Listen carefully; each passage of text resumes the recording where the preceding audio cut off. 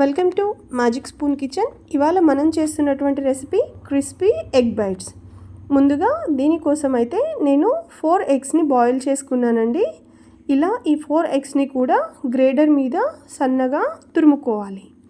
ఇందులో white and yellow egg రెండింటిని కూడా మనం తురుముకున్నప్పుడు ఇలా ఎగ్ తురుము అనేది వస్తుంది. దీనిని వేరే ఒక బౌల్లోకి మొత్తం తీసుకోవాలి.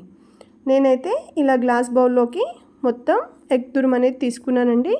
ఇందులో రుచికి సరిపడా సాల్ట్, 1 టేబుల్ స్పూన్ కారం పొడి, 1 టేబుల్ స్పూన్ గరం మసాలా పొడి, 1 టేబుల్ స్పూన్ అల్లం వెల్లుల్లి పేస్ట్, సన్నగా తరుక్కున్నటువంటి ఆనియన్ ముక్కలు, 2 పచ్చిమిర్చి ముక్కలు, కొంచెం కొత్తిమీర, అలాగే 2 టేబుల్ స్పూన్ల కార్న్ఫ్లోర్ వేసుకొని వీటన్నింటినీ చక్కగా ఒక ముద్దలాగా కలుపుకోవాలి. ఇలా కలిపినటువంటి మిశ్రమాన్ని మీకు నచ్చినటువంటి షేప్లోన చిన్న చిన్న బైట్స్గా ప్రిపేర్ చేసుకోవాలి. నేనైతే ఇక్కడ రౌండ్గా చేస్తున్నానండి. ఈ బాల్స్ అన్నింటినీ కూడా చిన్న సైజులోన చేసుకోవాలి. సో ఇవి కనుక పెద్ద సైజులో చేసుకున్నామంటే లోపల అనేది ప్రాపర్గా కుక్ కాదు. సో ఇలా చిన్న సైజులో చేసుకున్నటువంటి ఈ బాల్స్ అన్నింటినీ కూడా నేను ఫస్ట్ ఎగ్ కోటింగ్తోన ఒకసారి కోట్ చేసి తర్వాత బ్రెడ్ క్రమ్స్లోన వీటిని పైన అంతా కూడా కవర్ చేస్తున్నానండి. ఈ బ్రెడ్ క్రమ్స్లో మనం డిప్ చేసుకోవడం వల్ల పైన లేయర్ అంతా కూడా చాలా క్రిస్పీగా వస్తుంది.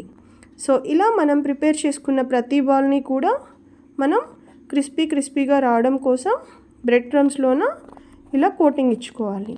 తర్వాత డీప్ ఫ్రై కోసం కడాయి పెట్టుకొని ఇందులో డీప్ ఫ్రై కోసం సరిపడినటువంటి ఆయిల్ అనేది వేసుకోవాలి. ఈ ఆయిల్ కొంచెం వేడెక్కిన తర్వాత ఈ బాల్స్ అన్నింటినీ కూడా ఒకదాని తర్వాత ఒకటిగా మనం డిప్ చేసుకోవాలి. ఇక్కడ ఈ బాల్స్ అన్నీ కూడా మనకి కుక్ అయ్యేటప్పుడు ఫ్లేమ్ అనేది లో ఫ్లేమ్లో పెట్టుకొని వీటిని ఫ్రై చేసుకోవాలి.